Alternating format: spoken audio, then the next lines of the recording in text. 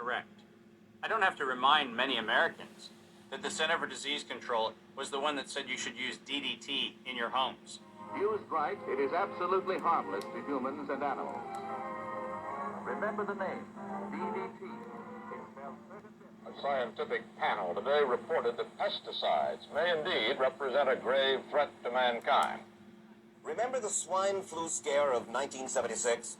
That was the year the U.S. government told us all that swine flu could turn out to be a killer, and Washington decided that every man, woman, and child in the nation should get a shot to prevent a nationwide outbreak, a pandemic. Well, 46 million of us obediently took the shot. Did anyone ever come to you and say, there's the possibility of neurological damage if you get into a mass immunization program? No. No one ever did? No. I can't believe that they would say that they did not know that there were neurological illnesses associated with influenza vaccination. That simply is not true. We did know that. Then he's lying. I guess you would have to make that assumption. Then why does this report from your own agency list neurological complications as a possibility? You didn't feel it was necessary to tell the American people that information. Dr. Sensor's CDC also helped create the advertising to get the public to take the shot. The vaccines are safe, so roll up your sleeve.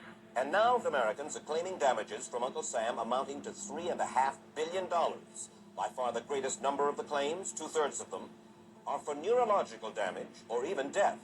There are serious concerns tonight about how well the CDC controls dangerous germs at its own labs after yet another safety lapse. For the third time in a month, the CDC acknowledged deadly pathogens were handled incorrectly in government labs. That CDC is the CDC that allegedly is looking out for your public health. When we start with the assumption that the official dogma has to be the objective standard, then what fact checkers look for is a piece of published media that confirms the statement made by that particular organization. And then debunkers and conspiracy theorist blower-uppers come in and say, we're going to make this thing clearly the scam that it is. Every media outlet that is in the public media right now has planted evidence, and they have re-ranked pages. So if you look today at face mask wearing, and if you look today at social distancing studies, you will see the studies that used to be number 1, number 2, number 3 on the pages of PageRank Search don't exist anymore. And what is there are studies that wind up having headlines that support the common narrative. You're going to be hearing more about advanced guidelines? Because if you can keep people from assembling, guess what they're not talking about? They're not talking about the issues of the campaign. If you can keep people in their homes, the only source of information that you can have is what you curate for them. Now I know how to target my electorate. They're in the only place I allow them to be, being fed the only message I'm allowing them to hear, through a media that I control.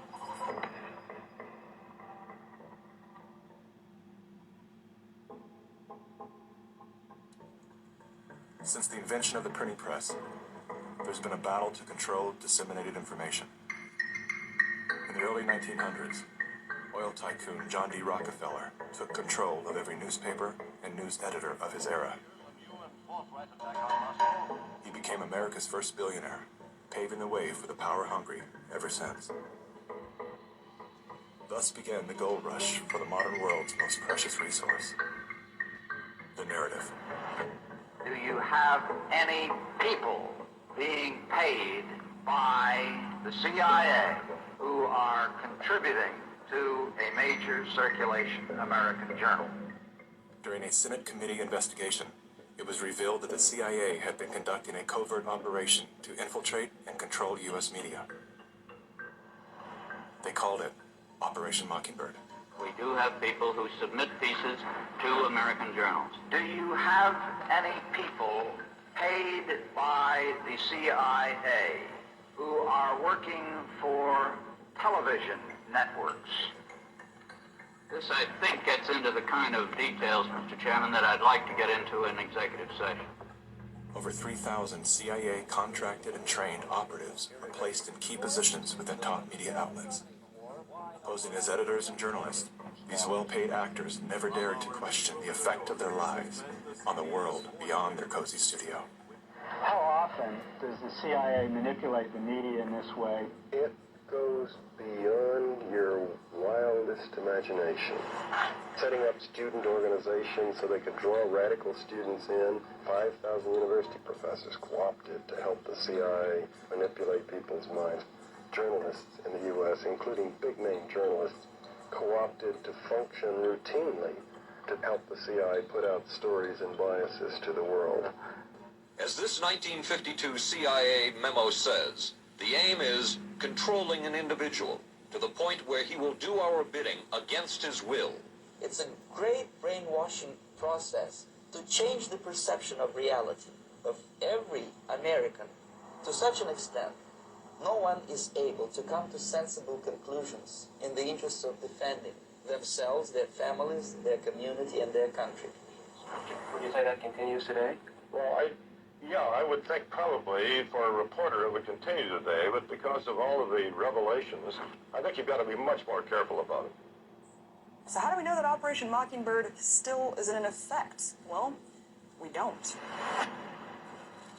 It was the Telecommunications Act of 1996 that opened the door for predatory corporations to monopolize the industries of print and broadcast. This bill protects consumers against monopolies. It guarantees the diversity of voices. Today, a handful of corporate empires own and control the vast majority of everything you read, hear, and watch. From the biggest movie studios, television and radio networks, newspapers and magazines, to the vast universe of internet news and entertainment sites. Amazon has transformed its operations in response to COVID-19 to protect employees and keep packages flowing. The company is keeping its employees safe and healthy while still delivering those packages to your doorstep. The company is keeping its employees safe. Keeping its employees safe. The company is keeping its employees safe. Millions of Americans staying at home. Millions of Americans staying at home. And that is how it works. It's like a house of mirrors, where you're seeing the same thing over and over and over again, except it's distorted. There's an industry that is paid to go after and target journalists, whistleblowers, and inundate our consciousness and the images we see to try to ruin, destroy, or smear the idea that they don't like or the person who's delivering it. You smear somebody with falsehoods and all the rest, and then you merchandise it. And then you write it, and they'll say, see, it's reported in the press, so they have that validation that the press reported the smear, and then it's called the wrap-up smear. Now I'm going to merchandise the press's report on the smear that we made. And it's a tactic. Welcome back, everybody! News personalities are not the only high-paid actors to serve the propaganda machine. Most late-night talk shows are owned by the same corporate overlords, and thus follow the same script, only laced with a laugh. Our main story tonight concerns conspiracy theories. Last Week Tonight with John Oliver featured a skit entitled Coronavirus Conspiracy Theories. Like the claim that the moon landing was faked. First thing to note here is that Mr. Oliver opens with commentary about conspiracy theories that are completely unrelated to coronavirus. This is the standard tactic used by propagandists to set a tone so that anything that follows will be seen through the lens of absurdity. Plandemic, a pseudo-documentary filled with a hodgepodge of conspiracy theories.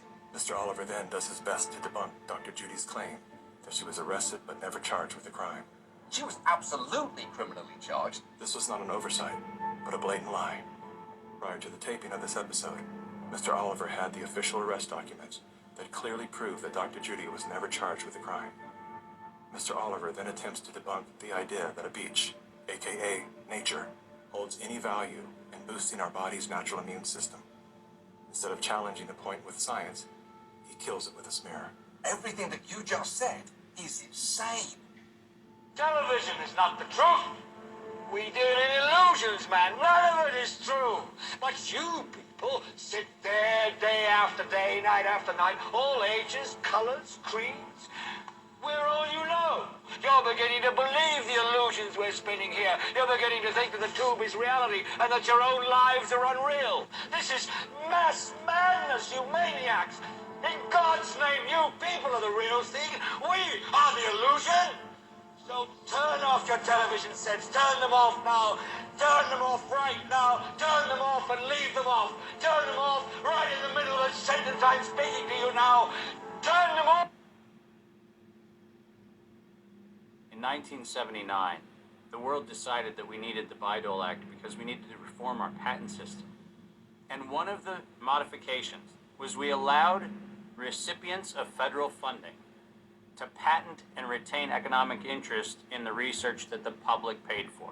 You get a $5 million grant from the taxpayer, and then you get to charge the taxpayer a premium for the technology they paid to develop. Pfizer's going to get nearly $2 billion.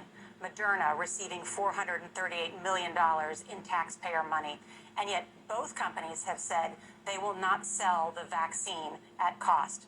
They're going to make a profit on it. Should pharmaceutical companies profit off this vaccine research that taxpayers have helped fund? The Bayh-Dole Act failed the American people because rather than standing on the shoulders of giants, we now kneel at the feet of greed. My systems flagged anomalies when I started seeing nonprofits and corporates and cover financing for coronavirus programs in the late summer and fall of 2019. Our first red flag came out when we read the World at Risk scenario. Now, there's an organization called the Global Monitoring Preparedness Board. This organization is a part of the World Health Organization, and this board includes Dr. Elias from the Gates Foundation and Anthony Fauci from NIAID. These two individuals, plus the director of the Center for Disease Control in China, come out with a recommendation that says that by September 2020, 2 global pandemic preparedness exercises have to be completed. And one of them has to be done on the release of a respiratory pathogen. That then gave rise to an October event, Event 201. On behalf of our partners, the Bill and Melinda Gates Foundation. Event 201 took place 5 months before COVID-19 was declared a pandemic. The participants of the event are some of the same people that are now deeply involved in the real pandemic and profiting from it as well. Event 201 was a scripted, multi-camera, live event that was broadcast globally via the internet. An event of this complexity and magnitude would take months to write, prep, and produce, placing the conception date at least 1 year prior to the actual pandemic. There is no question that there will be a surprise outbreak. Anthony Fauci knew as early as January of 2017 that we would see an outbreak before the end of 2020. Even Bill Gates, a man with no medical training, knew it was coming. If we start now, we can be ready for the next epidemic. Every single thing that you have seen play out in front of your eyes, all of them laid out in their tabletop exercise, which, by the way, fact checkers have said has nothing to do with the coronavirus outbreak. Just happenstance. This is that wonderful universe of improbabilities where events just co-emerge and then nature conveniently backs itself into our architecture. That's the scenario we're supposed to accept. Brilliant. Some countries have banned travel from the worst